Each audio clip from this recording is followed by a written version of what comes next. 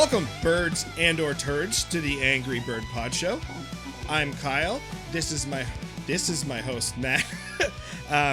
We had a little bit of a break, but we're back to hit you with some more opinions, facts, thoughts, ideas, and stories and tangents. So, Matt, you were away for a week. Was it refreshing? It was wonderful. Yeah, it was nice. It was nice to get away from the cold and down to the 30-degree weather. Yeah. Yeah, It it was was really nice. warm yesterday, but then today decided to not be warm again. Yeah, it's like first day of spring. Let's just have a little more Snow. winter. Yeah. I Yeah. do think that the groundhogs told us that might be a possibility. So Yeah, they did. Yeah. Yeah. Um, But yeah, no, it was good actually. We're down in Florida for a week. Had a beautiful house with a pool and a hot tub, and we were 10 minutes from Disney, so we went there for a day. But it was nice. We went down with my brother and my sister-in-law and his two kids, and we drove down too. So it was our first time with my kids going for a long drive, and they did well. You never did you know how it's guys? going to work out. So Yeah. Did you guys go like to Florida in one shot, or did you stop one or two times on the way down?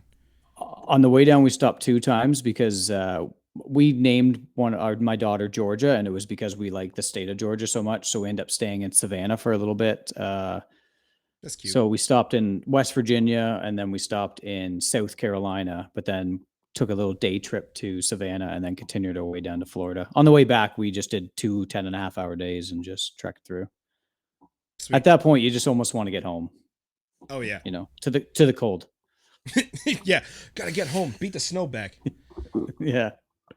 It was funny. Yeah. There was a lot of snow on it when we first left, and I'm like, put my summer tires on because I'm like, well, I don't want to burn them all off on the way down 2,300 kilometers. And we're like lower south on South Lake Erie, and it's just this wintry blowing storm, and I'm like, was the best time to take winter tires off. Yeah. But once we got out of there and kind of got through Pennsylvania, it wasn't so bad. Yeah. It's funny because So I texted you that I was anticipating the turkey vultures coming back, and you were like, yeah, yeah, they're so staging up. so many of them. Yeah. Yeah, it was the last sort of 3-4 years, I've noticed that about the second week of March is when I start seeing them in the big flocks coming back, and that's kind of when you Yep. left. And it was like Yeah. Tuesday, bam, I saw my first one. Yeah. Now every day since I've seen one. Yeah, same. There was hundreds in the sky just driving down I-77. Like there was probably 40 or 50. It seemed like every 5 mile, Yeah, just soaring and working their way. The interesting thing is there were still lots in the southern states. So I don't know if some stay around there just all year. they must. Like they're super common. I've always Yeah. thought like if ones do live in a warm climate, they don't probably migrate. So Right. what if they live there and they're like, this is better? Why do some continue to the farther north and they're like, I'm gonna go back to the wintry part and then not be warm anymore? Maybe are they maybe breeders? Do they I'm breed sh- up here? uh I guess probably. I haven't really ever found or seen a turkey vulture nest, but there's No, enough of neither them, so have they must I. be making babies. Yeah. Yeah, I'm gonna just for the sake of it, because nobody yells at us in comments, so we never actually find out if we're right or wrong. We can just I'm just claim gonna stuff. take. I'm just gonna. Yeah, yeah. Nobody's checking. Yeah, they do. They actually breed kind of in the northern parts of the U.S. into the southernmost parts of Ontario. Oh, So maybe it's just the non-breeders that just hang out. The old youngins. buggers. They're down there like the snowbirds. Just stay down there. That's true. Like, we Yeah. done the whole babies thing. We're just gonna eat Yeah, that we're stuff. just gonna stay. Yo, I actually we walked quickly down to this like gorge, which is just like down the street from our house, and there was this wrought iron fence that kind of went down a hill. And I didn't show you this yet, but every single kind of pillar on the fence had a turkey vulture going down the hill. oh, that's sick. There was probably 15 or 16 of them. I thought of you when I saw it, Oh, so thanks. it was kind of cool. Yeah, Yeah, that would been a sick picture. yeah. Um, And I didn't get one. I got one with my cell phone. That's fine. I didn't go Some get people, that's all my they get. actual camera. That's true. Oh, right. Good call. We're so bad at this. Twisted tea. It's my last one. Twisted tea. Just saying. I've been wanting to drink this. Like for the last 10 minutes. So if I could just cut you off and get her into you. I think half the podcast is each other cutting each other off. So it's all That's good. all right. We'll figure it out. It's par for the course. Oh, it's so good. Am I a little warm? I'm gonna see if I'm a little warm. Am I a little warm? Nope, too warm. Nope. This is good. That's better. There it is. There Cold. all right. I just want to match you a little bit. My cold, blustery heart. Me and my wife were talking about turkey vultures the other day because they came back, and she's now to the point where she's also broken and will go, turkey vulture, oh, hawk, something else. And they always come around. Yeah, even people at work that I'm not even with as much as my wife are starting to do it. Actually, just today, this is a good story to start. I'll finish the turkey vulture story, then I'll say the other story. All right. So me and my wife were just talking about turkey vultures, and it occurred to me that they could be and do eat diseased stuff. So I was like, they must have some bonkers ass freaking stomach acids or something. Yeah. So while we're driving home, my wife Googled it, and they do. They just have like insanely acidic stomach acid that just runs over like botulism and like every other bad disease, which was kind of crazy to hear.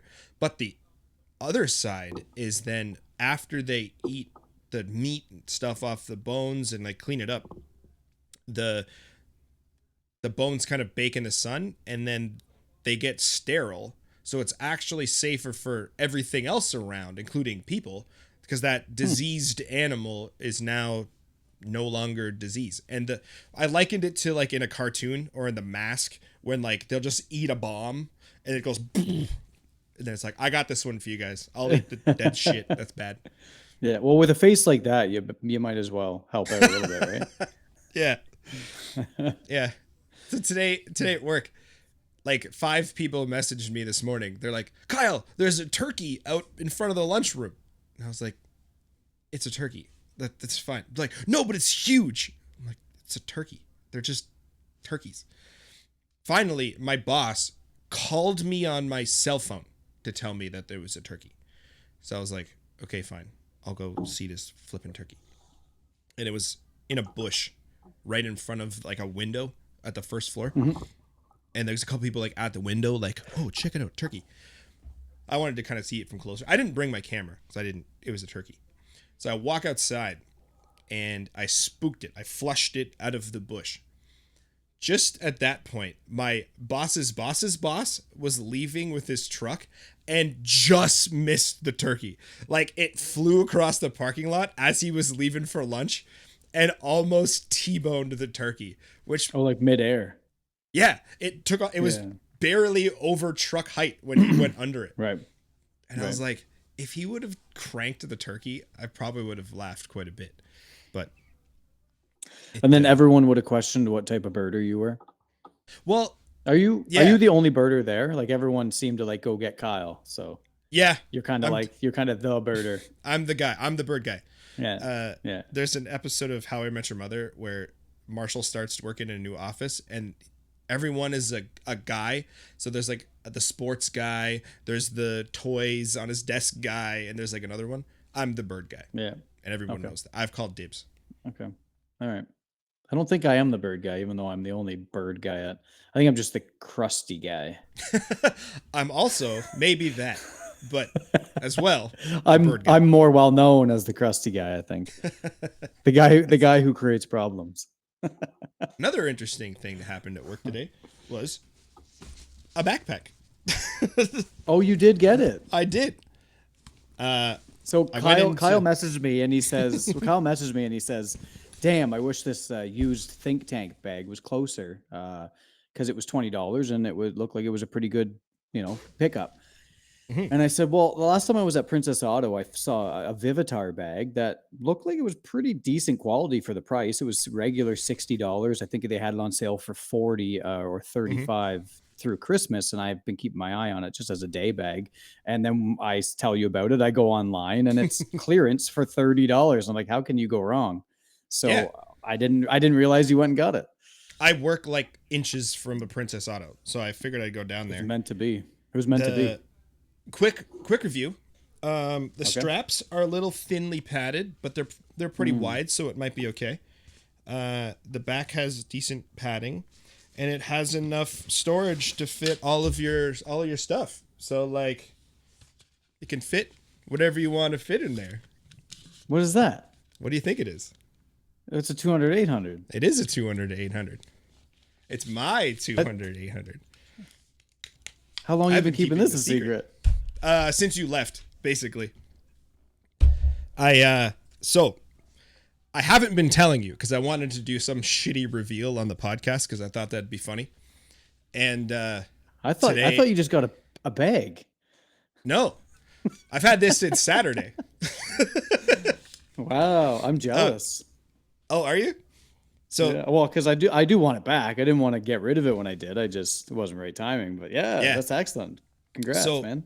So the story goes, great. I've had my stuff posted for a few weeks, and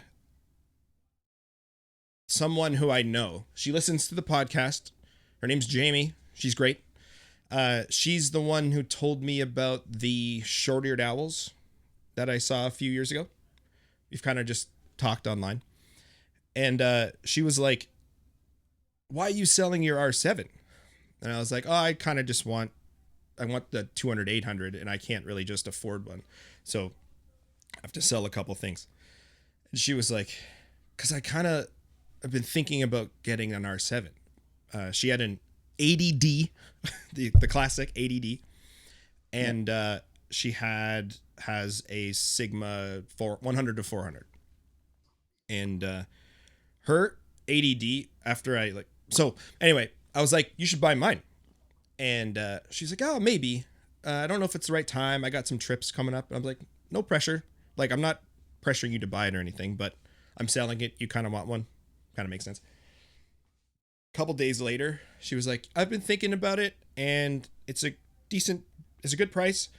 I do want one. I like buying used things. I like buying used things from people I trust. So this seems I like her already.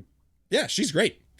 Never actually met her before this. Oh, okay. And she listens to the podcast, so I can't talk smack. Not that I would, but actually, remember this story where I said that Kyle Swanson saw two people at the Barred Owl? She was one of them. I remember you bringing up someone with an ADD before, so I assumed that this was the individual. Yeah. No, Okay. I think I did know that she had an ADD, but I think the person that she was with also had one. Her name's Melanie. Oh. She's also great. Okay. So we decided to meet up at her parents' house because I was going to a nearby town. Her parents lived there, so we met up at her house, at their parents' house, and yeah, she bought the R7 from me, and then I was like, okay, now I have one camera, I have a chunk of money. That's awesome. I need to sell this knife that I wanted to sell and the 800 F11. And I was like, just randomly the same day, someone messages me from this knife sale and collections Facebook group I'm on and offered to buy the knife. So now I've sold two of the three things. So I'm getting like stoked. I'm like, oh, new gear is going to happen soon. But I've always thought that the 800 F11 was going to be the harder of the three sales. Especially with the 200-800 available now. Like at one time it was outside of the 5.6, it was your only 800 option. Yeah. Yeah. So I start kind of browsing online because this is how I work. I get most of the money and then I start cruising because like there might be deals, there might be something. Nothing really came up used. And I'm perusing random websites and I stumble across Camera Canada. They're in London. And they have an open box 200 to 800 for a little bit less than the full price.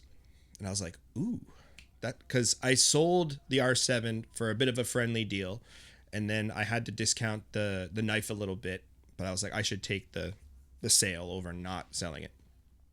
So I was like, that'll actually help me get over that. Like, it's closer in range now. Sure. So I couldn't add the open box one to cart. So I messaged them and I said, is this still available? And they said, no, but we can sell you one at the price, a new one at the price of the open box. And I was like, I Okay. need to talk to my wife, but let's maybe. So I was like, I laid it all out there and we agreed it was fine. So on last Saturday, we drove down to London to grab it. And then now I have it. This is great. The thing about the listeners, the thing about Kyle is like, I'll hear about every gear as he shows it and rubs it in. I hear about every gear thought that he has, and sometimes even in his dreams. So like for me not to know about for me not to know about any of this is kudos to you, Kyle, to Thank you. keeping it under wraps for the time I was away. So congratulations. I'm glad you finally got it. yeah. So you don't have the R7 anymore. You went straight in. Now you're an R8 man. Mm-hmm. You're keeping the 100/400 for some travel. Mm-hmm. Yep. Awesome. Yeah. I like it. The funny part was like when I got it, I was like, I could tell Matt, or I could do some kind of a stupid. What I wanted to do, I had the box set up over there, and I wanted to kind of just like swing my chair, yeah, or like go get something, and then like the camera focus back. You still got me because I was so fascinated. Like, oh, he did get that $30 bag, and then like you can put stuff in it, and then you showed the lens, and I'm like, yeah, and then you showed it again. I'm like, he doesn't have a white lens. And I'm like, wait a minute. And then I saw the black hood, and with me having it for like a month there before I sold it to the other Kyle, I went, that's definitely the 200/800.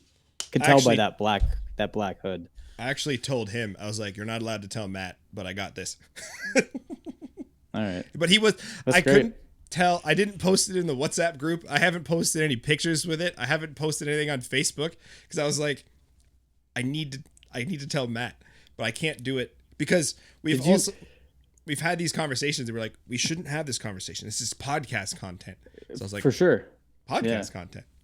Yeah. Did you take that outstanding Canada Goose photo with that? I did. I did. That's why you were like, you son of a bitch. We're gonna have to post that one too. He sent me this very, very mediocre Canada Goose photo, which I obviously belittled because I have 8,000 of them in my catalog, and now I feel bad because it was on his newly acquired lens. No, but I knew that, and I was kind of like, so my wife knows this. I'm really bad. Not that I'm bad at giving gifts, but I always want to tell the person. I'm like, you'll never believe what I've got you. So in my mind, I'll be like, I'll drop little hints, but they're like the most obvious hints. And I kind of wanted to start doing that. So when I told you I've been wheeling and dealing, I had already put this on hold, and I was like, I had sold the R7 and the knife at that point, and this was on hold. But I was like, I don't want to tell him. I don't want to say more because he might figure it out.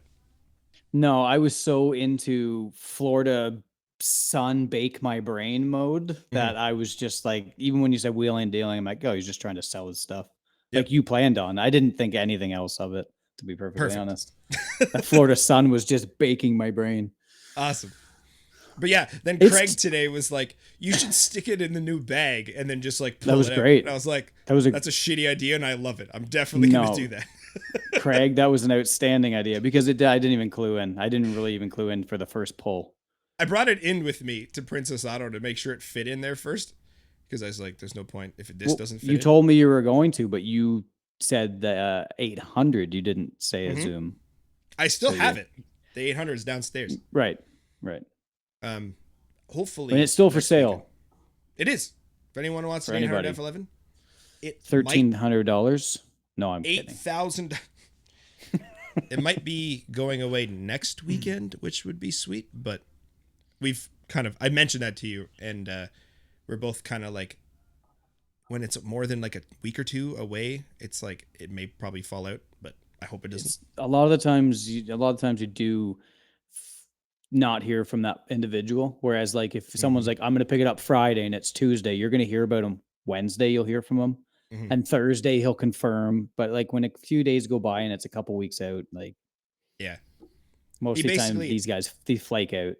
yeah, he basically asked me if I ever go to the GTA, and my wife and I were happened to be planning to go in 2 weeks from now.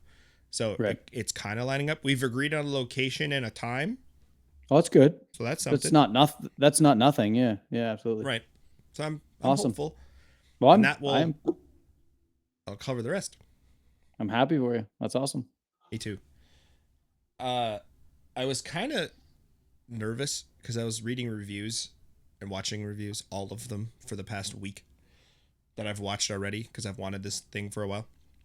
And there's really only one person that I've heard, well, and every forum, but I don't count those. I do a little bit.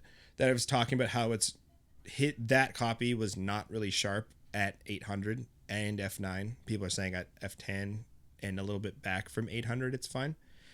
So yesterday I took it through the park when it was nice, and that's when I took that outstanding goose shot.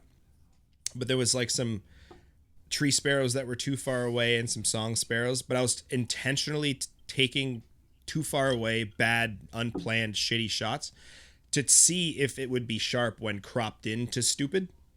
No, it never will with any lens. No, exactly. But That's it a was bad. That's a better. bad test. It was better than I thought it could have been. So Oh, I was like, okay. oh, I'm happy. All right. So it seems to be good.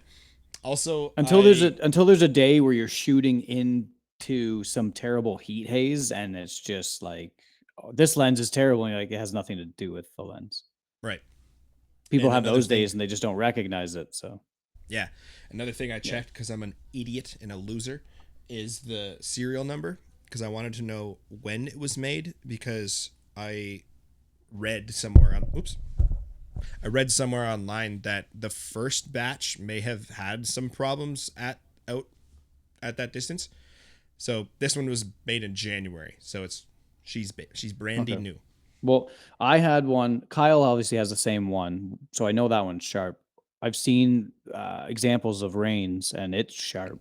Mm-hmm. Um, even there's a guy Spencer has one. It looks sharp. So I haven't seen a bad copy of one yet. Yeah. And we were talking about that. We were talking about that today. There's doesn't seem to be as many bad copies when it comes to these new like mirrorless lenses as there was with, let's just say, sticking Canon the EF lenses, where like you had to like set your remember where you actually had to set your focusing in the body Set your focusing in the body. for front No. and back focusing. So Oh yeah yeah yeah yeah. a Yep. lens would come and sometimes it would front focus, so you'd actually have to do a little bit of a stagger test and Mm-hmm. readjust your focusing. I mean, obviously that's not a thing with mirrorless, but I also Yeah. find there's me anyway. I'm not well versed with a whole bunch of gear or like reviewing a bunch of gear, but I just find like it's the consistencies of things are that much better. I think Yeah. people are a little more picky, and I also find that a lot of people will shoot in situations where they don't really understand that it might be another element that's creating They're on sharpness. issues. Mm-hmm. Anything, yeah, just shooting some through. When you're shooting 800, and I've seen a lot of people shoot 800 on an R7, so now you're 1280. Mm-hmm. The amount of air that you're shooting through, like, there's going to be days where it's just impossible Yeah. to And shoot that focal length. yeah, and a lot of people do shoot like because I've been obsessing about this for a week, or Yeah. 2 weeks, I guess now. The on Facebook groups and online and stuff, people shoot this lens on two cameras. I've decided, one on R5 or R5 two on R7. That's it. Yeah, R5 and But R7. They're the mhm, most popular pro bodies for wildlife for sure. yeah, but I don't think Yeah. this R8. Well, I guess it's over there. The R8. It's sticky, especially on this. I just in the shitty sparrows and stuff. I was surprised. I think because I've said it the whole time, and this isn't a knock on the lens. It's just how it is. The 800 focuses slowly. It's just not quick at doing it. And this I noticed immediately it was faster, and it just It like is went. faster. It didn't hunt. It just went bam, and I was like, that's what I've been missing since I moved to Sony. The 60 to 600 didn't do that, but that was an adapted EF. The 800 doesn't Yeah. do that. The 100 to 400 does that. I haven't had a beefy lens that does that, and I do now. And that Yeah. immediately made me No, happy. that's fair. I would say that the 200 800 is a faster focusing lens. I Mhm. still not sure that the 800 f11 is a lens that's like disappointing on the way it focuses. No. I guess I'm used to it, but yeah, you're right that the better quality zoom 200 800 does have faster focusing. Certainly at 800. Yeah. But Yeah. what it It's isn't. probably like a 100 400 to be honest. Like the focusing of it is very similar to the 100 Mhm. 400. Yep. Yeah. Yeah. Yeah, and that's when I got the 1 to 4. We went to Sam Smith Park, and I was shooting Mhm. turns with it in flight, and it was like so much quicker at grabbing them and sticking on them as opposed to the 60 600 at the time. And I was like, Right. this is what I want. This is good. That's one of the reasons I still like that lens, is because of how quick and how sticky it is. And Yeah. this feel, you said it. You were like, it's just the 2 to 8 is like a big 1 to 4. And Just it on feels like that. drugs. Yeah, it's on testosterone. Like Mhm. it's beefier. It's obviously got that better. It's got it doesn't have the magnification, but obviously nothing of that length will have that magnification. Yeah. But there is a little bit of a difference, and I think it might be the rendering. Like the transitioning from your subject to the background. I know it's only 2/3 of a stop, but it just seems to have that little bit of a better pro rendering than the F11. You know Hmm. what I mean? Like you can kind of see it in the photos. And I that was wonder one if, thing I really liked. Like the versatility of the zoom to me isn't that big of a deal because like who's not going to shoot it at 650 to 800 mhm, in 85% of the time? Like most people are going to. I would argue probably 85% of the time it's going to be at 800. mhm. But that minimum focus distance of the focusing makes a big difference, yeah, Yeah. on how the usability of it. You know, But it's still a long lens in my opinion. Like you're not going to use the 2 to 5 that much just because you're losing a lot in the aperture. Like yeah. the compression that you have at 800 f9 still looks good, but what is it 6.3 at 200? Yes. It's 6.3 to 9. It's not that useful unless you're just in a situation where going wider is necessary because something got real close to you. Yeah. Well, I was going to say, what it's not is wide angle. And you apparently have a new addiction, which is wide angle wildlife photography. Oh, I sold my 800. I'm just doing 35 now on. Who'd you sell it to? Because I need to sell one. No, I Joking. didn't. I know. But the lens that I'm using right now, I did take it down to Florida for the intended purposes of catching or capturing family portraits, and it did a Oh. phenomenal job. Hmm. That's one of the reasons I bought it when I did. Obviously to get video, but then to get it more. Cell phones are good. Don't get me wrong. You know, you're in your crutch, you need something for a photo. The cell phones do just fine, but you just don't get quite that quality for printing. You know, Yeah. you don't see that depth. But so I did take it down, and I had two separate. I would say about an hour of wide angle wildlife that I tried. One was along the river of Savannah, Georgia. I had a ring-billed gull land on kind of like uh, A a pier. fence, and then it was like a pier, but there was like a wrought iron fence, and then what would you call like every 10 feet? There's Column. a Column. column, a Pillar. pillar, and it sat there, and it just let me get closer and closer and closer. So this is kind of my first experience of wide angle wildlife photography, and I'm like, you know what? I got to try this again. So while we were in Animal Kingdom or Magic Kingdom, we were sitting down to eat some food. And of course, because it's Magic Kingdom, the birds are very, very familiar with people and stealing their fries. There were a couple white ibis, there were grackles, there was American black duck, and they're just kind of walking at my feet. So I took the camera out and snapped a few photos while I was there, sometimes inches from their face. Hmm. Um, and it's it's it's pretty fun. Now, the only issue is I don't know how that's gonna translate up to here. True. Like, Florida's cheat mode. Oh, for There's sure. more there's a lot of places where you can go and you could use a lens like that, but I don't know how successful with many subjects you'd really be able to get. And I do intend to try to figure that out to see if it is possible. Hmm. Because I find a lot of the wide angle, you guys are gonna be like, wide angle. I thought you didn't like it. You're right. I don't like wide angle, but I think the reason I don't like wide angle is because a lot of the wide angle photos to me are wide angle photos that the subject is still too small and the scene just takes over too much and you lose the subject in the scene. I'll Hmm. post a few of my photos and I'm not saying they're outstanding because it's an hour of trying, but but the subject is the same size in the 35 millimeter photos as they are in my 800 millimeter photos. Yep. So to me, it's just a little bit more pleasing for my style to see a larger animal with a bit more environment being involved versus the environment taking over the scene and Hmm. not and being more the star. I consider those kind of like a nature type photo versus a wildlife photo. Hmm. I think there Yeah. is I think there is a difference. Whereas like a lot of the photos where I'm just like doesn't really do much for me is because it's more of a nature scene. When I'm viewing wildlife, it's just kind of like it's lost a little bit. So it made me think just now because I this is kind of funny. My boss asked me to do something next Thursday, and I was like, I feel like something's happening next Thursday. And I was like, oh, Oh, actually, right. we have a guest coming on the podcast next Thursday, so I Yeah. can't do anything after Right. work. So I showed him the Ray's website. Hopefully, Ray Mhm. comes on next week. And we were talking about his photography, and then I was looking at some of the pictures, and uh, it started getting me thinking, and just kind of, again, I started thinking about when you said that because I think on a different podcast we brought up if there's like a ratio or like a percentage of how Yeah. big the bird is compared to the background and when it changes from wildlife to nature. Mhm. And I was just thinking now, I wonder if it's like the what the subject is. So I know that's a stupid sentence, but like if you have way more background and nature or like a skyline or something, that's where you're gonna look. You might notice the bird, but then you're gonna look at other stuff.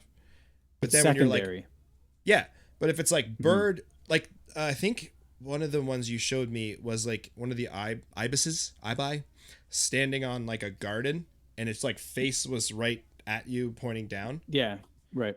and like it fades into background behind it, but the face is Mhm. like sharp and right in the front. So you're like, that's the Mhm. subject. That's what I'm looking at. But then you can see Mhm. like, oh, you're at Disney, and it's. I think I even knew where you took that picture. Casey's Corner, if anyone ever knows. It's right at the end of Main Street as you go towards the castle. Yeah, Casey's there's Corner. They like got big dirty baseball. glizzy hot dogs. Is that the Yeah. baseball place? Yeah, yeah, Yeah, it's got like a brass statue of a yeah. baseball player. Yep, Yep, yep. right there. And but yeah, so like it was cool, and I like that's what I prefer if wide angle photography. If I'm looking at wide Sure. angle photography, wildlife photography, because for me, I'm an animal guy. Birds mostly, Same. other animals. So I want that to be the focus of the picture. But I Mhm. understand that some people are like, the scene is the subject, and there happens Right. to be an animal in it. You know. Right. And the intended purpose of going out was that animal. You're just trying to now incorporate the scene.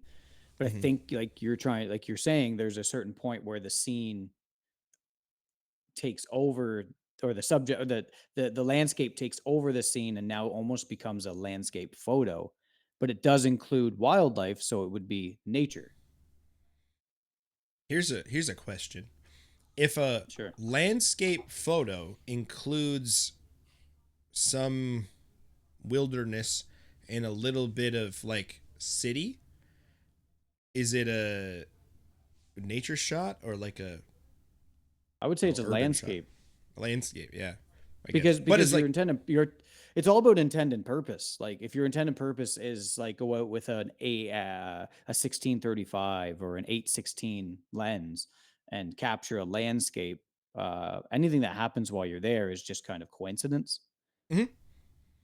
You pick the scene. Like with landscape, I did it, for a few years. You're going to scout the scene probably before you take photos of it, Hmm. usually during the daylight, so you can find compositions. You just kind of want to get familiar with the spot. So you already kind of know a lot of this stuff. Usually, the higher level guys certainly would. And whatever plays out while you're there just kind of is coincidental, and maybe you can incorporate in your scene. Whereas, like, if you're going to Montana to shoot bears, you're only thinking about a bear. But if that bear is standing in front of a snow peaked mountain and you can zoom out wider, that's coincidental as to what you really wanted to shoot. You're just adding to it. You're gonna shoot 35 mil bear shots now. That's a I little don't know. terrifying. I don't know. No, but you know what I mean? Like, Yeah. if you had like one of those lenses like Ray has, let's take a 24 400 Oh, the 20 with 28 a 400, the Nikon one. 28 400, Yeah, yeah. 28 400.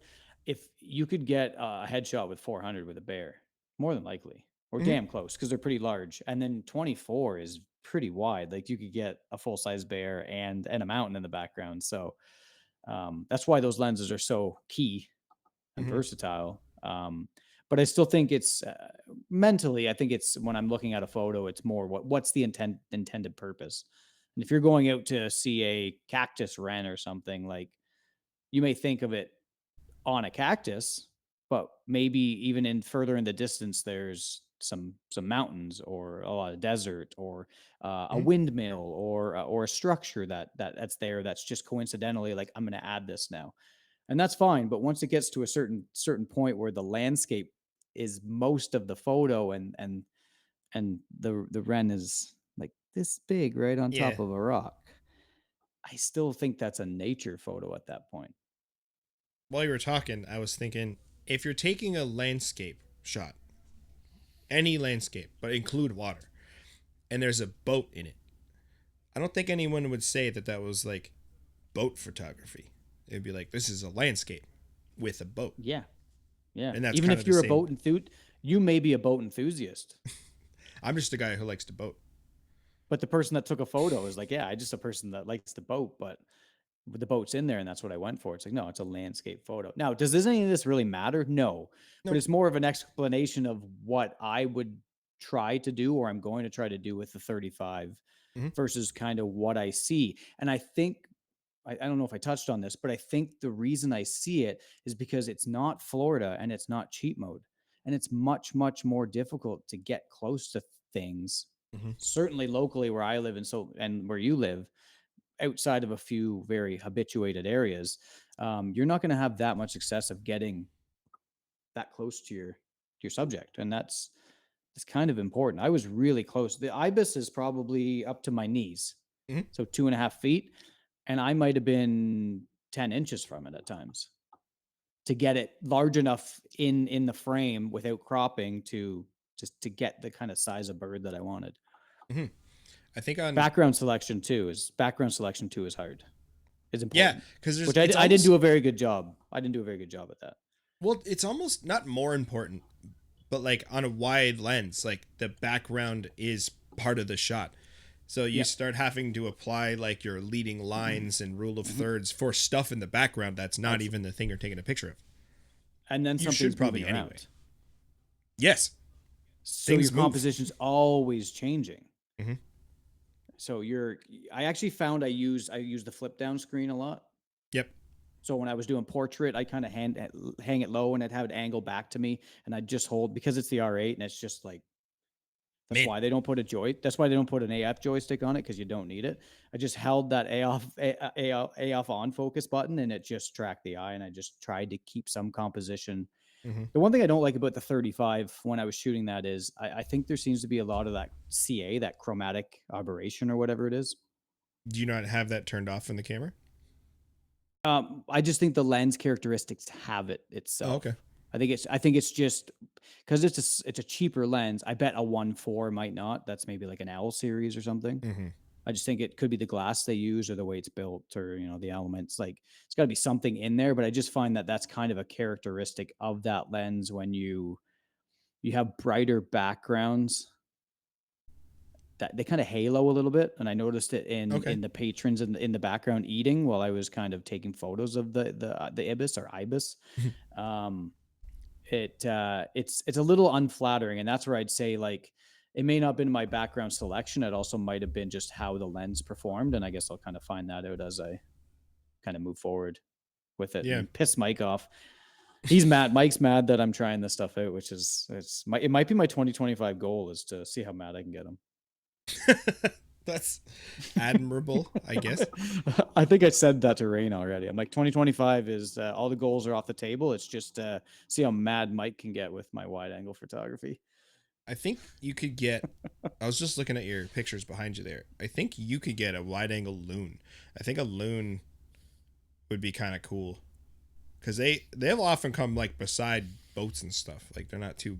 Some of them are not too upset. Yeah, there is a possibility there. There's a chance that something like that could happen. Mm-hmm. Yeah, That I might be. should I'm try just something thinking like that might be a good subject as a goal. That's not like that. super hard. Like okay, if you get a 35 millimeter like kingfisher or a hooded merganser, you're the king. But I like barely have an 800 millimeter kingfisher. So that's what I'm not saying. sure I'm gonna. That would be Yeah, unreal, and it can't be in like a zoo or something like that. it'll have to be in a zoo. Yeah, or if someone has one, It's like funny. an injured one. I was in Target and I found a kingfisher Lego set, and it's scooped. It's a Lego you build. It's beautiful, and it's like kind of like scooped off the water. It has a Lego fish in its mouth. There's cattails in the background. Like you build this thing and like That's set it up sick. and display, and it's pretty big. And I messaged the group and I'm like, because I'm in Florida, I'm like, I just got my best belted kingfisher shot I ever. And missed then that. and then Kyle's like, let me see. And I take a photo of the Lego box. And they're like, ha ha ha ha. That's It's so really cool true, though. though. It probably is. Yeah. Uh, Yeah. I I think that one when should hit the post too. I'll post my we'll post Lego my photo. excellent goose shot and then a Lego kingfisher. Yeah. All right. Yeah, the one of the first things I thought I wanted to try to do with this lens was I think the kingfishers will probably be coming back soon to the park, and Mhm. I've lived here for a few years, and what I should do is like camp out because I've now seen them hang out in a few specific spots. So I'm sure if I just sat somewhere, maybe even go full tilt and just get like a camo blanket, go full shea, Yeah. and then Yeah. I might be able to get something because I I think think it's a so. decent try. I believe Kareem got some decent stuff like with someone like without a hide or like a certainly a baited hide with a minnow Oh, or something, a type of fish in its mouth. And what he did was literally sit with like a camo blind over top of him, like a yep, throw, and like 3 4 hours. Eventually, it's gonna land. You know the spots it likes to sit. Just sit near one. yep, You probably yeah, get your opportunity. It's just the yeah. dedication and the time. Like, do you want to go out shooting and potentially not go home with a shot after 4 hours, and that's the only 4 hours you're going to get in 2 weeks? I mean, No. maybe. Ooh, what's going on behind It's me? I see flashing lights. I think it was a snowplow.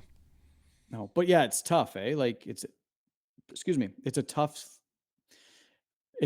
choice to make to say like, do I want to try to get a photo I necessarily need to take this approach on when Hmm. I have such minimal time and limited time out? Or do I want to just kind of, which I enjoy, and I know you do too, peruse around and come across uh, different species or familiar species that have been coming back? You know, that's always exciting time up here is seeing the spring birds show up.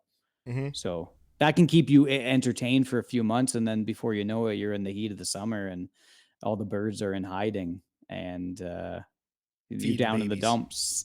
And this is probably the time you should kind of sit and see what happens with a subject like that. Yeah, yeah. The next few months will be really exciting. I don't know why. I should actually make a list of how many different photo products and switches I've made in like March and April. There's something about the end of winter and the beginning of spring. I'm like, I need some new shit. And Oh, it while happened you're gonna again. about to shoot, you're about to shoot. You're like, okay, I plan Yeah. on doing some shooting. If I'm gonna be successful, I need to change everything. I need to get all new stuff because clearly that's the problem. I was just talking to Mike about that like today or yesterday. Hmm. You know, it's just it especially especially the winter where I know, half the people don't want to go out and shoot. They may be sitting around and getting excited and seeing what kind of trades they can do. Maybe it's the trade deadline. Oh, maybe. Well, maybe it's the NHL trade deadline and all that stuff It that's gets me just going. gets people moving. I think I prefer shooting in the winter, even though I don't do it as often. Um, I don't know why. I think it's when I used to work construction, I used to not mind working in the winter either because you can always dress up to a certain point, Hmm. but you can't really like dress down enough because if you're just like nude laying on the beach with a camera, like you're the weirdest person in the world. But like if you're all snow suited up and just laying on the ice, people are like you're crazy, but it's fine. Yeah, kind of know. Yeah, they kind of know what's up. I like ducks, a lot of winter ducks. Some ducks are starting to move now. Like I saw a ringneck Hmm. duck in the park the other day, and I was like, those ones are ones that are start like pond hopping on the way to Yep. wherever they're going. Yep. There's some blue winged teals in a sewage lagoons nearby. I'm hoping to go find on Sunday. So someone posted one from there, and I was thinking, I didn't message this, but I messaged the concept where I maybe want to try focusing on like I want a blue winged teal shot. So maybe go there with that intention as Hmm. opposed to usually when I go somewhere I'm like I wonder what birds I'm going to find and I just take a Right. picture of whatever's there. Cuz I feel like the people's pictures who I envy the most kind of plan or at least have some kind of an idea and I'm just like idea on the spot as opposed to having a even a loose plan. So I don't know. It's idea on this. It's not idea on the spot. It's an idea at a spot. Mm-hmm. And usually those spots are spots that are well known. Like if you see any like local hooded merganser photos or Mm-hmm. wood duck photos, there's usually one or two places those people are getting them, and it might be like High Park, and it could be like Botanical Gardens in Hamilton or Burlington or whatever. Like I've never been to either, and I know where I could go get those shots. So I think a lot of the times it's like you need you could go to this pond and try to get blue winged teals, but these ducks are going to be ducks that are super, super skittish. So you're going to have to take like the belted kingfisher approach of Mm-hmm. hiding, getting down, and spending your time. Whereas somewhere like High Park, where there's a lot of traffic, they're not even really caring about the people. Mm-hmm. So you can walk around, you can change angles, you can do whatever you want. There's so many other things that you're going to need to focus on at that pond to be successful. Like, what's my background? What's my angle? Where do I think they're going to swim through? And not to discourage you, I think that's Yeah. an excellent thing to go try. But the people that you're envying are more than likely shooting birds in locations that are a little bit more habituated. I'm not going to say all the time, Mm-hmm. but a good amount of the time. That's There's a definitely a reason why it's so possibility. popular. Yeah. That wood duck in High Park, you can pick it up. Like Yeah. it thinks it's a mallard. It's just Yeah. the best looking mallard of all time. It's I pretty good. love wood ducks. Wood duck, Yeah. male wood ducks. Actually, the female's pretty cool too. But man, a wood duck is just super cool. I think we have more wood ducks in my area than we do mallards. Really? I see a lot more wood ducks, and I see the ass end of them when they're flying. Like, Yep. it's Yep. just, and they make that sound. Like they have that very distinctive like sound when they see you Mhm. and they start to fly off. I can't imitate the sound, I but can't do it either. it haunts me. Like I'm like, oh, there goes another wood duck, and just never had an opportunity The worst to is in the even get a winter. photo. Yeah, the worst is in the winter when you do that to like a flock of golden eyes and you hear that like stupid whistle as like 500 of them take off. And you're like, Yeah. that could have been good, Yeah. probably. Yeah, the They're they might be the second toughest species, like a wood duck, kingfishers, kingfishers, and then ducks, like every duck, any duck. ducks in Mallard's pretty general. easy. I think we can exclude that one, but like Mike's favorite. try to try to get a golden eye, That's true. like outside of a normal location, like Mhm. or not normal, sorry, outside of a known location.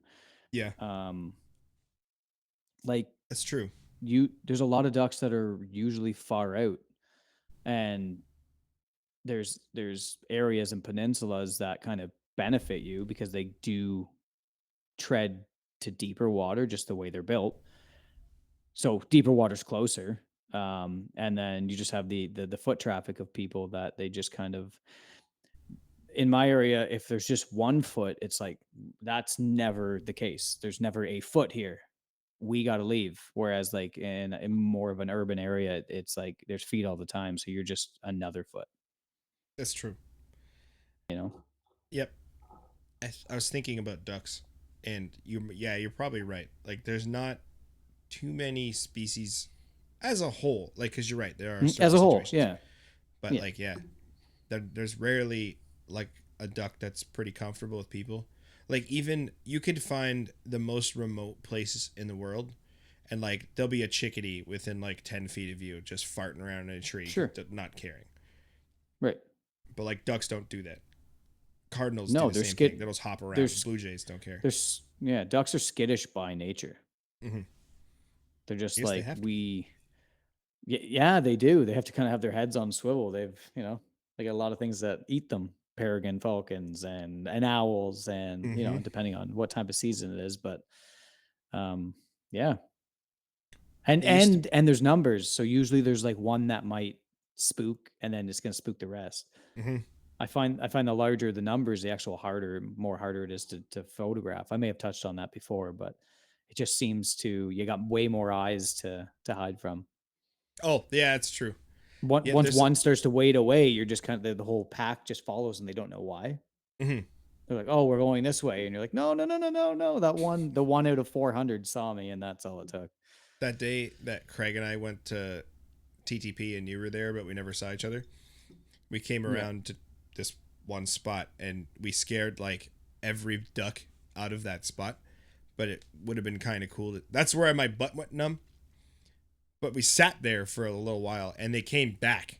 So because we thought like this spot looks good because there wasn't too much of a distance between where we were and like the next little point thing. So hmm you kind of had that nice funneling effect. So if we felt like if we sat there for a while, we'd get decent opportunities and stuff. for Didn't sure. get amazing Yeah. shots, but we got sort of okay shots. hmm I'm thinking if I go to where I want to go on Sunday, I may try to pick spots, not subjects, maybe.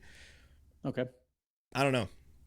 I'm trying to think different because I was listening to Ray's podcast and they were talking about like new gear and stuff that they got and how they kind of think they learn new gear which teaches you new sort of photography techniques and ways of doing things and it makes you rethink stuff. And I've kind of like recently started thinking like I miss this distance of lens or this millimeter of lens or this f aperture, but they're talking about like trying different, like they're talking about they have that donut bokeh hmm lens and I hmm think they were shooting with like a 10 mil and I was like Yep. 10, but like they're talking about learning this new gear and I was like I just keep doing this same stuff and maybe that's fine, but I want to get to know technique in the gear and everything better. So I think going out of my comfort zone a little bit and maybe forcing myself to lay down in one spot, thinking like if I find like here's an idea. If there's like some reeds like this and I want a duck between the two, just like positioning myself there and waiting for any duck. That It could be a mallard, it yeah. could be Yeah. whatever. Yeah, I I hear want to Ray start say doing that a stuff like lot. that. Like he sees a scene play out, and now he's just hoping for any bird or anything to Mm-hmm. come into the scene. Mm-hmm. Yeah. The thing about that too is with someone like Ray is like I'm not saying it's all shooting for him because I know he has a lot of other things going on that he has to take care of, but like Mm-hmm. it's almost boredom to the point where it's like I don't want to do the same thing anymore. I Mm-hmm. don't want to do the same thing all the time. Whereas when you go out, the same thing is kind of the safe thing, and it actually makes you feel good when you come home with some photos Yeah, that's also versus true. trying this new technique with this obscured lens or something, and you don't really have the time to get anything useful out of it, and then 3 weeks goes by, and then you're going to do that again. I just don't know if it's a recipe for success for someone with limited time, but someone that has lots of time or is more time than not. Yeah, I mean, go ahead, try it out. I think I think what I want to do is this spot that I'm talking about. There's some ponds and there's like a forest and a field, Mhm. and I want to go back a lot through the summer, spring, summer, fall, probably not winter because it just freezes over and then it's kind of nothing. But and start because then the spot will become boring and then I can kind of start trying to make the spot interesting. Because Yeah, you're right. If I'm going for, I have no time this week, but I can get out for a couple hours, I want bird pictures. I want shots of something. So I'm going to try to maximize that time. But if I right. keep going and I'm getting sort of the same shots of the same subjects, then I'm going to start going, okay, how can I do this different? And I Right. think by exercising one spot, I can kind of get to that point with that spot at least. And then maybe Mhm. learn stuff and take that to somewhere else and then To go, another spot. I can Mhm. maximize that spot by learning or doing stuff I did at the other one. Is sort of For my sure. thinking. Yep. Well, you're kind of doing that with like just the use of a lens. Like you're every time you go out, you get better and better at using it.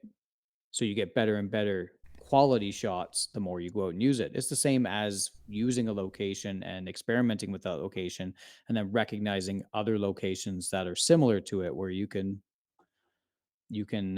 yeah, put those that plan into play. Yeah. But it takes a lot of time. It really does. Like the guys that are successful, you do hear about them spending 20 or 30 hours a week just shooting. Hmm. That'd be great. I don't know how Would good I it? would be if I ever did that, but I don't obviously it would be, but like I think you'd get to a point where you do get bored mhm. and you do have to buy a donut bokeh manual lens, or you do have to start using a 35. Now that's not boredom, that's just because I had it on and Mhm. I had it the only lens I had. It's But right yeah, there. I think at a certain it is it's right here. I think at a certain point though, you have to experiment. I The only the only just quick little touch on that. The only Yeah. thing I would say about this is just for me as a photography viewer, which isn't spoke on this, a very regular viewer.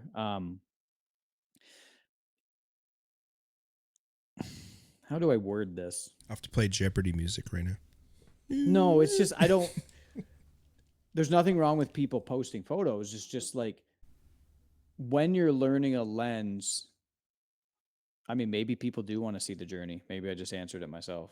I'm not really interested in see the journey. I want to see like the best shots you can get with it. I don't want Yeah. to see the ones that are semi in focus, or I don't want to see the ones that are semi close. Um, but then at the same point, like I post photos that I'm not like truly in love with, and they're not my best. They're just something I want to share. So I just Mhm. answered it myself. So along that lines, I have two kind of work related bird stories. So uh today, so I think I've said this before, I definitely have, where I post a bird picture on this like internal chat thing every Friday. Mhm. So one of my friends at work, she's like, I'm not going to be here tomorrow, can I have a sneak peek of the bird you're going to post tomorrow? And I was like, I don't really have a thought of what I'm going to post tomorrow right now. I don't really have any new shots with this lens because I haven't had a chance to take it out much. But like I'll just probably scroll back in the archives and pick something. So I was like, how about this? How about you name a bird and I'll see if I have a good shot of it. Right. And then she said a woodpecker. So I was like, oh, okay. And I remembered a shot that I took years ago on my 7D Mark II with a 300 f4 of Mhm. a pileated woodpecker. And I really like the shot apart from one thing. It's kind of the classic like tree is dividing the frame and then the bird's on the side, but he's like actively he had just finished pecking so you can actually see wood chips falling down. Right. It's a really cool, it's in perfect light. it's sharp but because of me being stupid or bad or something, the tree is just ever so more in focus than the bird. I think it picked a point that just happened on the tree. It's not so out of focus that if you looked at it, you're like, that's out of focus. But when you look at it, you're like, the tree is definitely more in focus than the woodpecker. But I showed it to her. She's like, oh, I love this. This picture's so good. And I was like, there's one thing I don't really like about it. And it's just that the bird is just a little bit out of focus. And I was like, does that matter? Like, if someone looks at it and it's like, this is awesome, and it makes them happy in some way, does it matter if the bird's a little out of focus? I don't think so, because it's the first time they're seeing it, just like it's the first Mm-hmm. when the first time you saw it when you took it. I bet you really didn't notice and Yeah, or not maybe until I blew it up. care as much until maybe you got a slightly better photo of that species, or just kind of upgraded skill wise, like, you know what I mean, like, Mm-hmm. or got a camera that like a 7D Mark II, like, kind of has that, like, didn't really have continuous. It did, but it wouldn't It kind of, track animals. no, it just would like allow the extra focus points to pick up stuff quicker. Yeah, kind of moving and stuff. It didn't really have the brain that the cameras do now. So, Mm-hmm. like, I think it was, I would say the standards were a little more loose back then too. Oh, So maybe. now that you have these cameras that, like, just nail focused all the time, and when they don't, you're just like, why would you even use a photo like that? Just go out and get it Get a again, better one. because a lot of the thought process of actually being a photographer is kind of being taken away from things. Mm-hmm. You still need to Yeah, set these cameras up, but once everything's set up, like, I don't agree everyone can take a nice photo, but everyone could take a sharp photo. true. Yes. If I gave my wife a 1/2000th of a shutter speed in, I don't even care. It doesn't even have to be a well exposed shot. She's gonna get a sharp photo if she pushes the right focus button and hits the shutter. Mm-hmm. Like, it's just, Yeah, that that's wasn't a fair. case back 15 years ago. No, and I kind of think like I've lost some chops for like I think uh so too. bird and flight I, stuff because like it was way harder to. I think I'm lazier. Oh, definitely, most definitely, To a I'm lazier. degree, mentally, I'm just lazier. Like, I used to, like, play through what I had to do. Mm-hmm. I was always moving a focus point. I You was can't looking see at the your scene. exposure. I was changing the focus point to, like, up in the corner, because I know that's where I wanted my subject to be. I'm Mm-hmm. waiting. I'm taking some pre-shots to see where my exposure is. Oh, the lights changed a little bit. I'm not using a meter.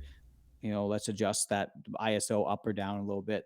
You're into the scene, whereas now everything's just being evaluated, and I just get lazy. And I sometimes think that I come home and I'm like, I was lazy with that that type of uh, where I place my subject, that composition. Like, I just don't think my head's in the game quite as much because the camera's doing so much for me. It's It's like driving interesting an that you said automatic that. car versus a manual. When Yeah. you drive a Yeah. manual, you're like, I gotta shift now. I gotta make sure I'm in this gear at this time because Hmm. there's a hill coming Sure. and blah blah blah. Automatic, you're Yeah. just like, Right. It and you get there. downshifts if you're doing 90, and it downshifts because it wants Yeah, to stay at 90. Yeah. Like, yeah. yeah.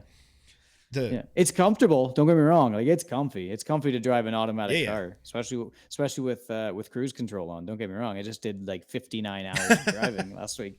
That's It's true. comfortable, but it's you get lazy. You just, Yeah, for sure. you know what I mean? You just kind Yep. of sit there and, The second kind of funny story that happened at work is we have a co-op student and I've been training her up, and I was showing her something on my computer, and I minimized the screen or something, and I actually, usually if I'm at work, my camera's on my desk. I call it my emotional support device. If I'm ever like upset, I just grab it. I'm like, okay, like I'll just be like, everything's fine. Everything's fine.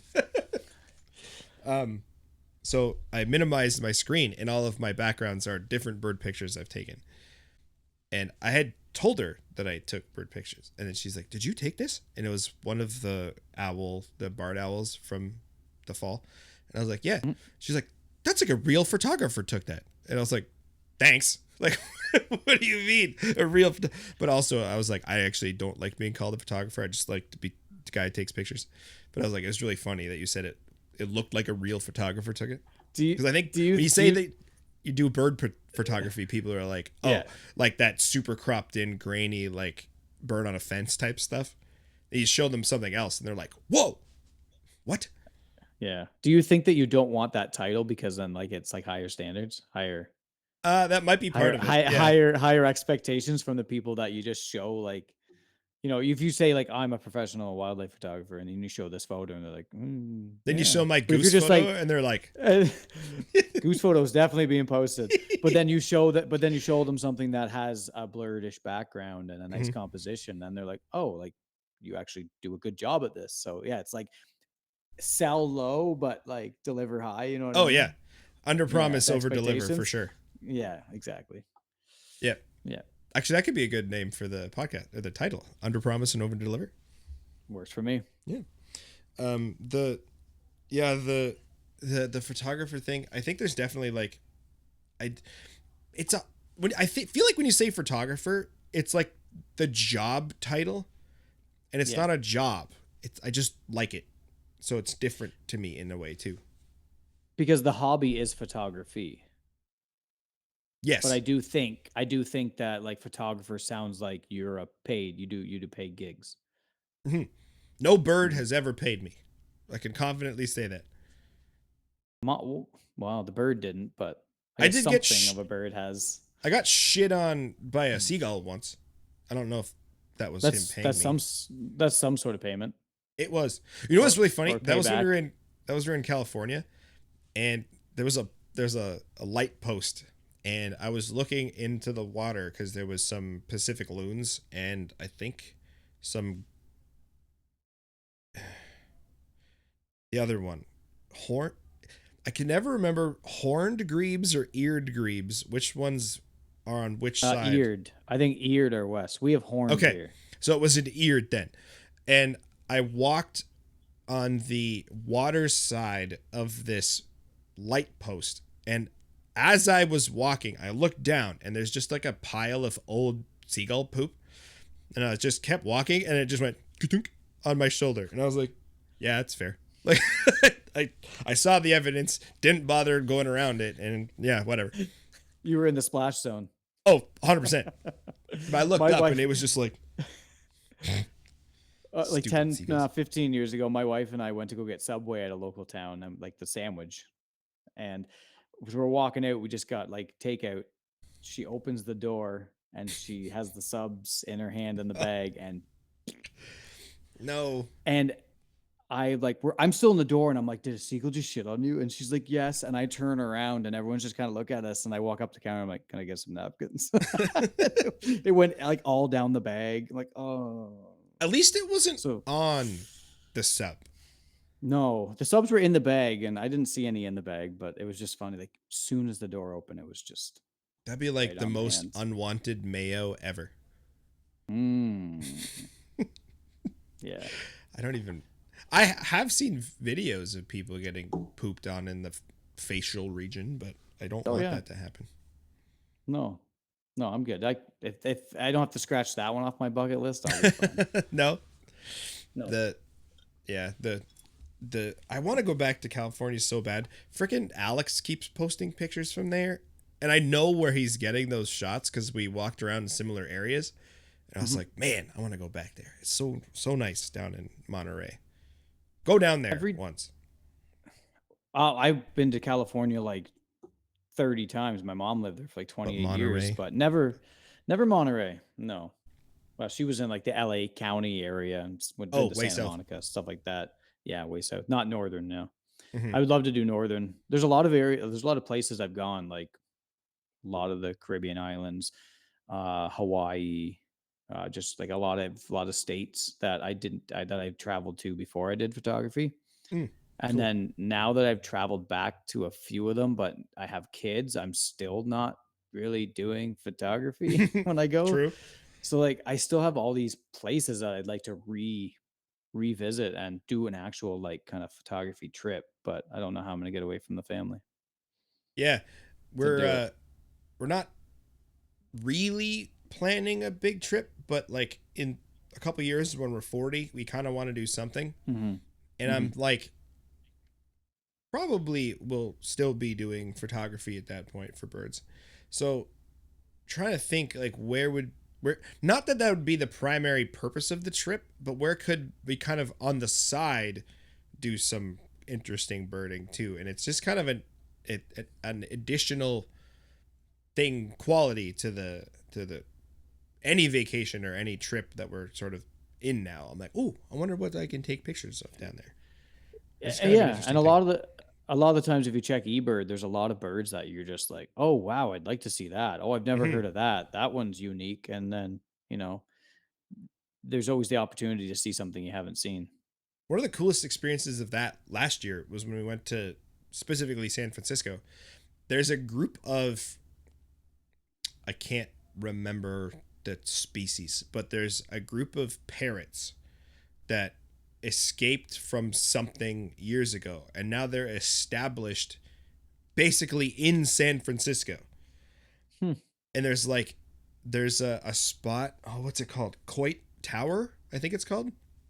okay. And there's like a little, not even a forest, it's like 17 trees on this hill, but they kind of live up there. So when you go walk up to this tower, which is up dumb hills and dumb stairs, you can hear parrots, and you're like, this doesn't make sense in downtown San Francisco. But I was looking at eBird, and that's where I discovered or heard that there are these parrots in downtown San Francisco. And I did see them. I got some bad shots of them because they were kind of up higher than me, which is Yeah. always the best way of taking a picture, and too Mhm. far for the poor 400.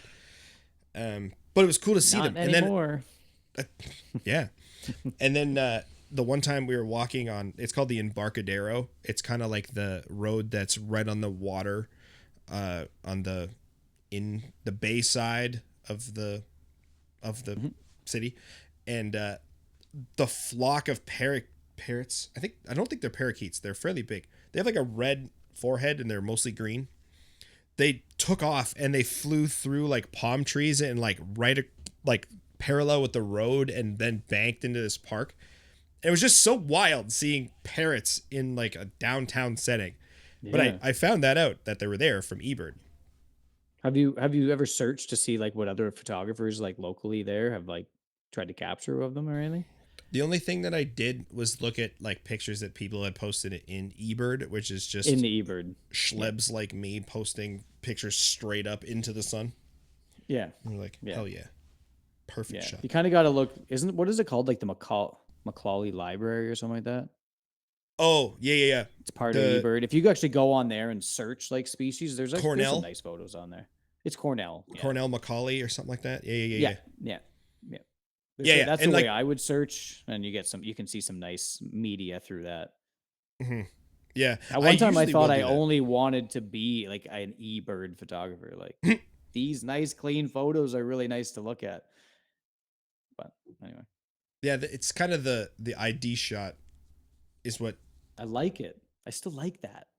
I don't mind it. My favorite ID shot, depending on the bird, because sometimes the front's important, is the like over the shoulder, like look Of back course. Of over the course. wings and stuff. Yeah. Sometimes the stomach or breast is important to ID, but We're I still love talking about ID and birds. some breasts. But yeah, no, I'm still drawn to that type of photo. Like every time I see one and it's done nicely, like in good light, I'm just like I almost find myself stopping and looking at that more than I would like a special moment with mediocre IQ. That's just me. I just You really love the like to see details. I just like to see the technicality that people can get out of their gear and how well they can put a bird into a scene where the bird is still the star. Like we talked about this at the start of the podcast. Hmm. That's really important to me as a viewer. And even as a photographer, I still like that as a photographer. It's just harder to do with like an f11 lens. It's Hmm. possible, but like it's just you could do it. Like you can do it with shorebirds because like a beach is so vast that the closest background might be 4, 5, 6 kilometers away if you're shooting along the shoreline. Say like there's a peninsula that hooks out. That could be a couple kilometers away. And like you can kind of like emulate or simulate that kind of looking photo as you could with somebody that has like a 600 F4 in their backyard with like a pre-made perch where they want a bird to sit. They can do it in a lot more confined areas. Whereas where I'm running and gunning, sometimes the backgrounds are just too close. So you're like, well, it's not quite that eBird style photo because it has a little too much texture in the background, if you ask me. Yeah. Yeah. I screwed some wood to the, I was going to say shaft, the post that my bird feeder's on. So I kind of thought maybe I could do that if I sat on my porch, but then like I haven't, because I'm like, I don't need a blurred out background of a chickadee or like a nuthatch or something. I'd rather them I think you do because you have a new 200-800. I mean, this is true. If I'm going to shoot anything. So now you need all those shots again. So like one of the first days I had it, like I could not find a bird on my property at all. And like even a squirrel, I was like, give me something. Just show me an animal. And like all of the squirrels were in like the neighbor's yard, like way too far away. I don't want to just be pointing it at freaking people's houses. You're like, don't want to be that guy. I forgot to tell you sort of one of the funny things about the story of this lens. So I messaged them on the website because I was like, they said, I said, I can't make it in there till Saturday. And it was like Monday or Tuesday when I found that deal. And, I was like, do I have to put one on hold? Do you have only a couple? Cause like still certain places like don't even have this lens. And they're like, no, it's fine. We have 41. And I was like, holy fuck. Like 41.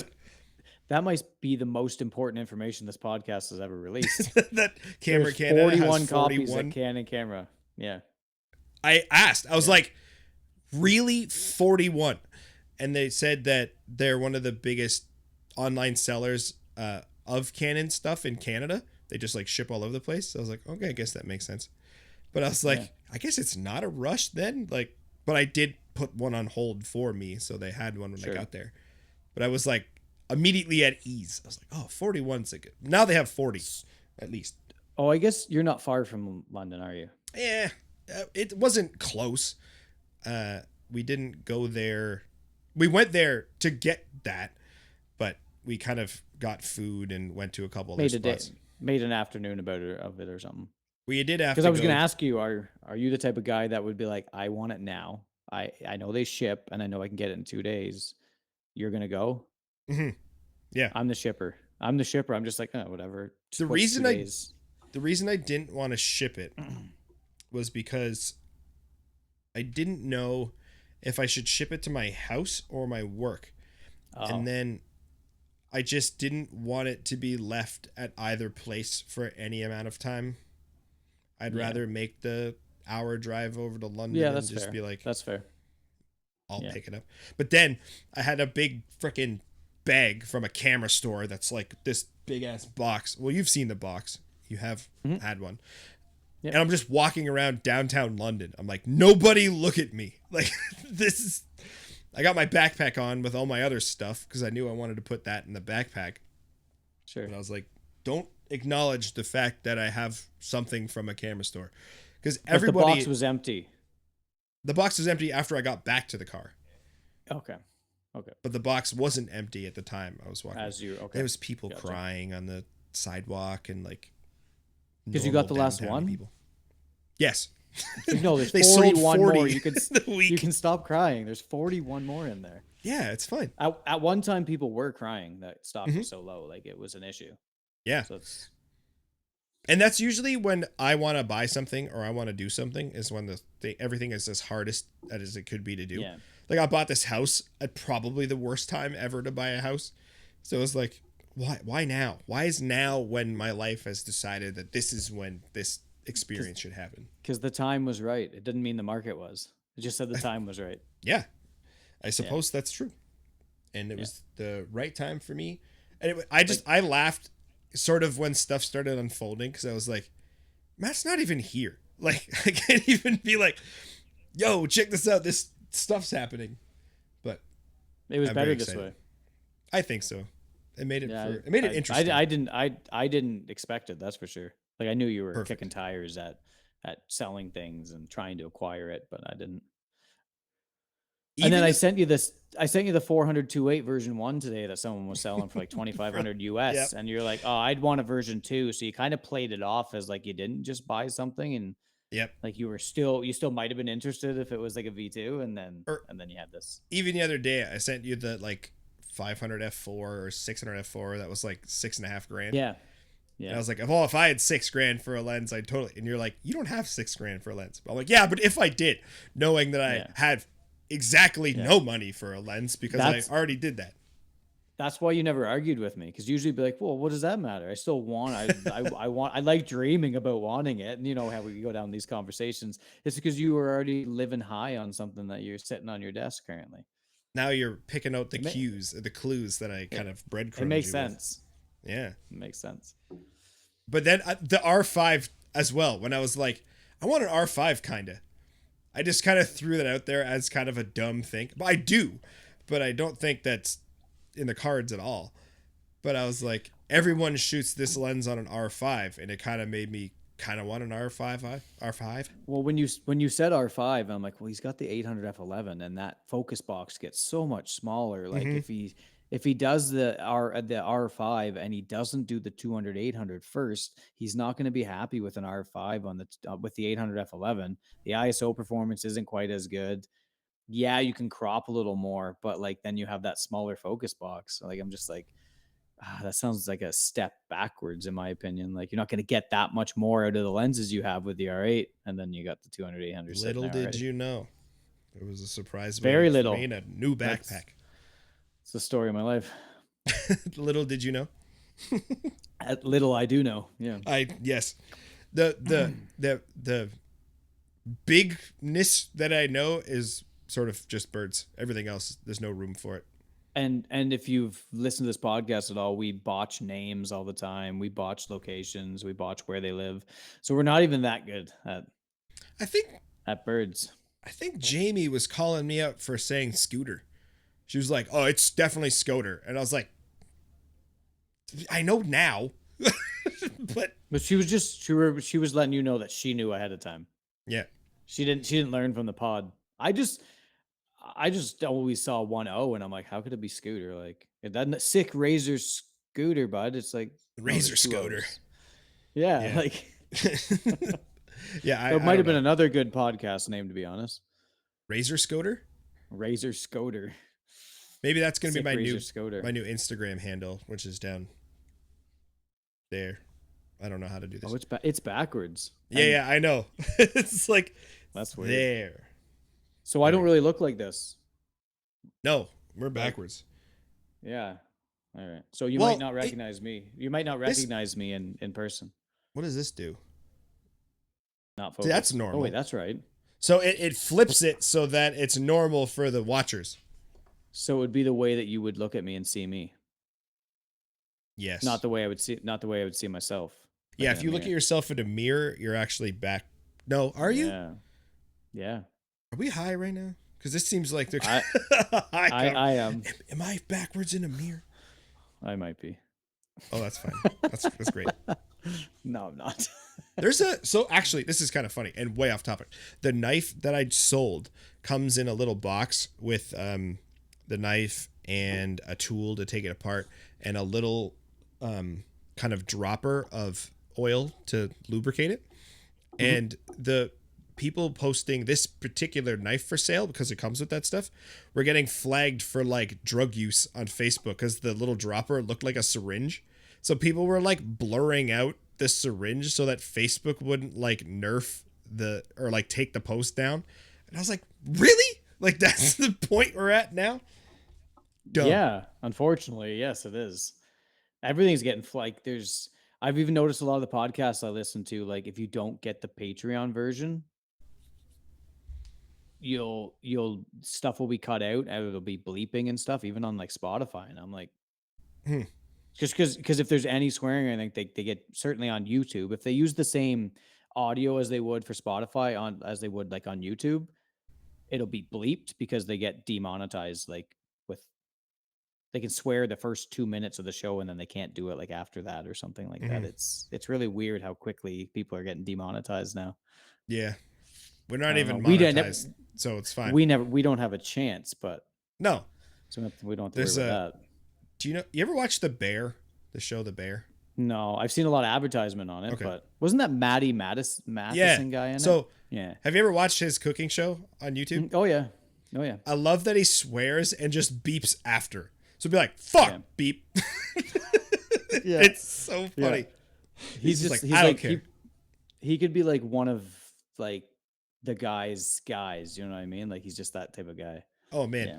Actually, when we go to Toronto next Saturday, we may go to one of his burger places just because we haven't. Okay. Maddie's Patties.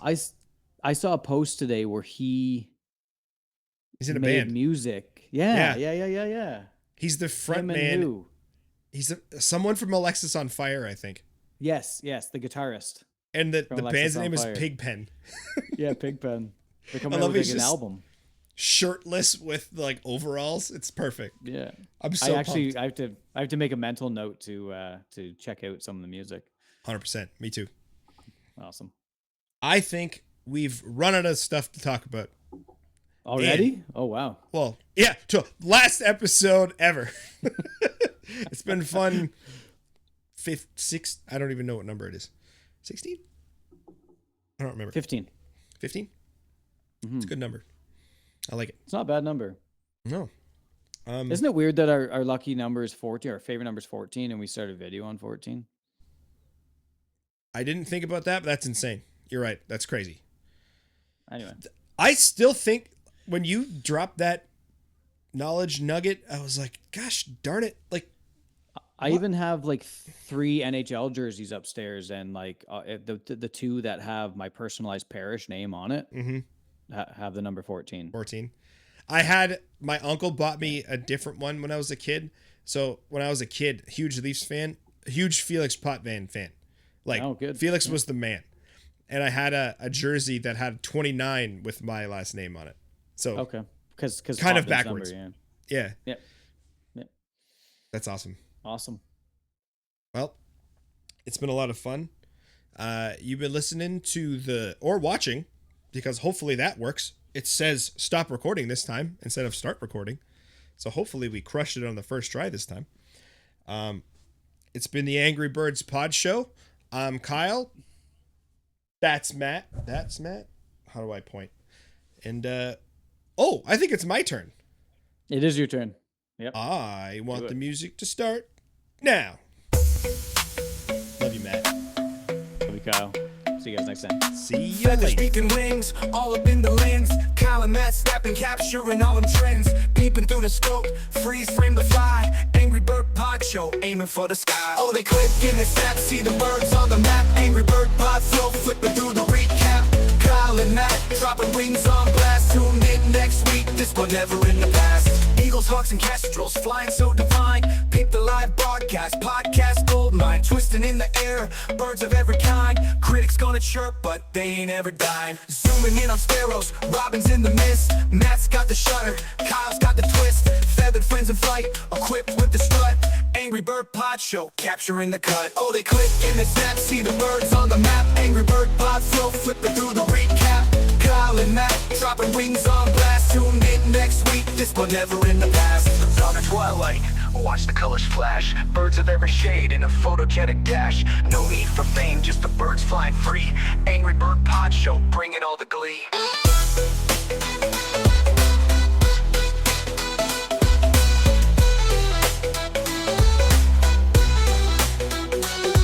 Oh, they click and they snap, see the birds on the map. Angry Bird Pod Flow, flipping through the recap.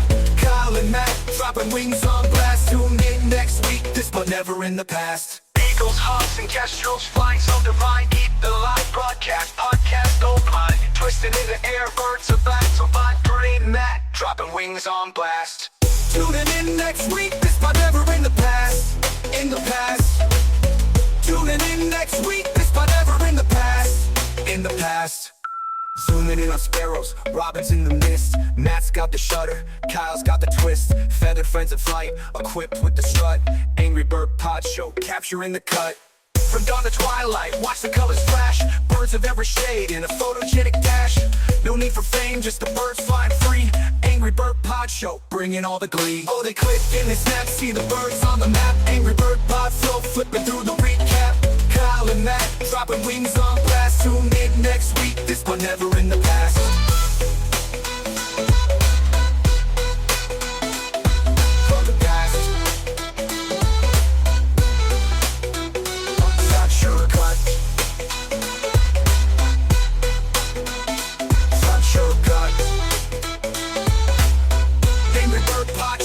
bringing all the glee. Bringing all the glee.